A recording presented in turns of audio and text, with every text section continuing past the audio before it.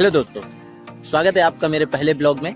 मेरा नाम आरजे तिवारी और फाइनली आज से मैं अपनी डेली लाइफ और स्टोरीज आपके साथ शेयर करने जा रहा हूँ। मैं क्या करता हूँ, कहाँ जाता हूँ और मेरी लाइफ में क्या क्या चल रहा है, ये सब आपको इसी चैनल पे देखने को मिलेगा। मैं कोई दिखावा नहीं बल्कि अपनी रियल लाइफ आपको दिखाना चाहता हूँ। वैसे तो मैं प्रोफेशनल पेंटर हूँ, तो कभी कभी आपको काम की झलक भी दिख जाएगी, लेकिन मेरा असली मकसद है आपसे दोस्ती करना और अपनी जर्नी शेयर करना।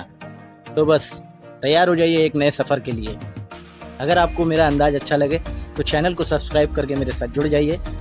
मिलते हैं कल एक नए दिन और एक नए ब्लॉग के साथ। आज के लिए बाय बाय।